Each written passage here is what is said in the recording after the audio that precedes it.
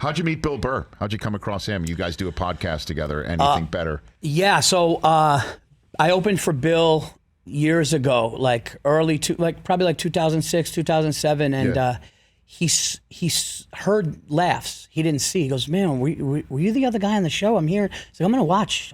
And he watched, and we just hit it off. And I'm a New York sports guy. Oh, yeah? He's a Boston sports guy. Yes. So we had that, and he, I'm like.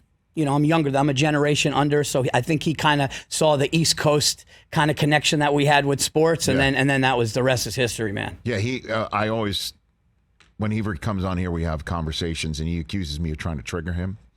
It doesn't take much with certain things. Well, I mean, but he I like to tell him that Boston sports fans are not happy unless they're unhappy. And he kind of flipped it on saying that it was my unhappiness that's really at play here, that it's more about me, not really about him. Did I get that right, Chris? Isn't that what he said multiple times? Yeah, basically that you're just jealous because we've won so much. And so why are you trying to make me be unhappy? Because we're happy, we win a lot. Yeah. They don't. Listen, those guys, those Boston, New England guys, they almost like... They like it to be miserable a little bit. Like, I remember one year the Patriots were going to be good every year. Right. And I would call up Bill and be like, "Oh, dude, you guys are good this year." "Nah, not about our defense." And they were just clearly a great team. And it would just be, they never would go, "Yeah, this could be our year." Where I'm a Giants fan. Yeah. And I think we're going to the NFC Championship this year. This year, we're going to the NFC Championship. Do I need to check your temperature? But I'm delusional, though. Yes. Like, I'm a diehard Knicks fan. And anytime anybody spotted in New York, I think they're coming. Like Seth Curry, they seen Seth Curry at JFK. I'm like, he's having a meeting with Dolan. He's coming. It's going to be a blockbuster trade in 3 hours. I'm telling you right now. And I'll actually, I was convinced LeBron was coming. I was convinced KD, all them were coming. I'm one of those. Well, Durant did come. He just went to Brooklyn. Yeah, but I mean, that's not New York. Let's talk. That's it. That's a Knick fan right there. That's not New York. That's a Knick fan and there's nothing more disgraceful. Man. There's nothing more disgraceful, Rich, than somebody that was a Knick fan that became a Brooklyn Net fan. They're dead to me. That can't happen. I don't blame you for that. You can't do that. If you were a New Jersey Net fan, fine, have at it. But if you were a Knicks fan and you said, I know guys that are going, "I can't take it anymore. I'm jumping ship." You can't. It's over. You can't. That's the worst thing for me. I jumped ship entirely because of what happened to Charles Oakley. I'm done. I'm not even rooting for anybody in New York right now. I couldn't handle it. Are you a Knicks fan? I am diehard. I grew up in Madison Square Garden. God. I remember Red Holtzman, the end of his tenure, because I'm a 53-year-old guy. So Bernard King was my guy growing up. Loved him. Ewing. I remember when he became a Knick, I thought the Bernard and Patrick show would be incredible. And then obviously Bernard got hurt. It hardly ever happened. Lived and died through all of the Checketts years with Riley and Van Gundy. Loved it all. Hate Dolan. Can't root for the team. Period. End of story. Can't. Wow. I don't mean to go negative with you right now. now. No, but you jumped when over. Oh, done. Can't. They did escort Oakley out like he was a drunk civilian fan. It's ridiculous. I mean, they should hang a banner from the rafters for him. As far as I'm concerned, Oakley was the man. I know that. I would do anything for it. But I'm excited. I would do anything for a Knicks championship. I'm really excited about the Giants. The Giants, I think they had a brilliant draft. I think that kid Evan Neal from Alabama is what Jones needed. Yeah, I agree. But the thing is, like, everybody's like, I don't know about Jones. Here's the one thing about New York fans that bother me though. Yeah. There's half of them that are great and half of them that are truly dummies, just dumb. I remember I was Monday Night Football, and I'm sitting, the Rams are in town, and a guy's sitting behind me, and he's just going, "You know what, dude?" He goes, "I don't know about this Eli guy." It's like, what, you don't know about 2 parades that he brought here? What do you don't know? What don't you know? I don't know about this guy. Just miraculous on the road, comebacks in the fourth quarter, beating Brady twice, undefeated. What don't you know about? There was this thing, they had this, but they booed Jeter when he went 0 for 33 on a slide. Yeah. They booed Mariano. That I can't, I'm with you too. I'm a diehard Yankee fan, and I'm locked in right now. Oh, we're on the same. We are. I'm from Staten Island. My brother loved and I'm from the era of you rooted for the teams because of the stadiums they played in.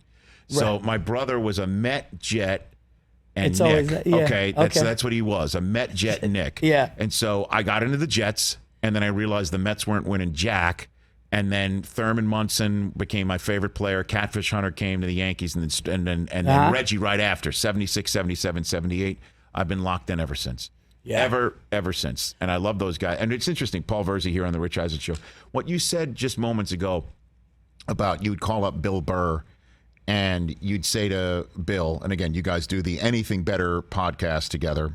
And so that you would call Bill up before the season, and it looked like, another Patriot year because it was Brady and Belichick, and the Patriots were the Patriots. They were the Patriots.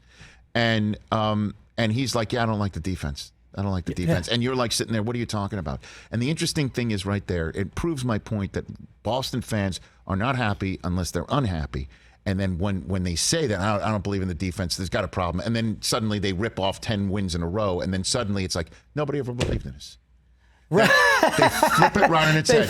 And then Brady will go out there in the parade going to win the Super Bowl that we all know he was going to go win and say, nobody believes in us. Let's rally around the nobody believes in his flag. And it's just like all those people are like, yeah, Tommy. And it's just like every last one of you were bitching about the defense 12 weeks ago. You want to know what it is, Rich? That's what it is. Yeah, it's a defense mechanism that they have because they're scared.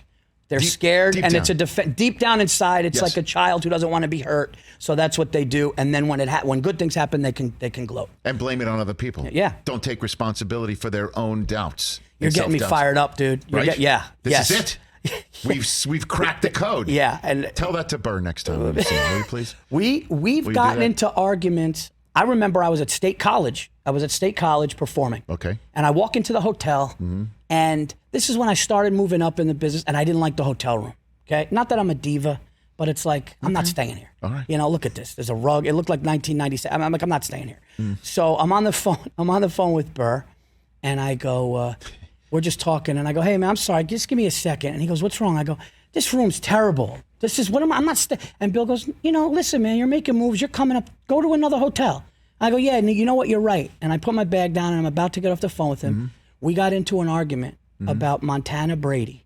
This is when Brady had 3 or 4 rings. Okay. And we got into an argument, Montana Brady, screaming at each other. I'm not exaggerating. Screaming at each other in this hotel room I hated for 3 hours that it got too late. I had to stay there. I couldn't even check in.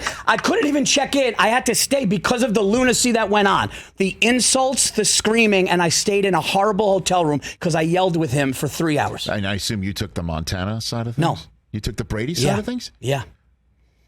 I did. I said Brady is the greatest. I said Brady is the greatest quarterback of all time. And it's just what it is. So you took the Brady side of things, and you took he the said you can't say that yet. He was being a contrarian. He said you can't say that yet. Montana went to 4, won 4. I'm going, but look what this kid's doing. Look what this kid has, and everything. And it turned into a screaming thing. Did you now bring it up to Bill that you were right all along? When he got to like 6 or 7, I was like, are we going to do this anymore? When is this done? I got to change rooms, are we man. Listen, I got to change rooms. Yeah. We got to get this thing settled, man. Yeah, that's exactly I've been right. stuck in State College for 5 years. I finally went across the street to the better hotel. Thanks to Tom Brady. Yeah, it's so true. Oh, my gosh.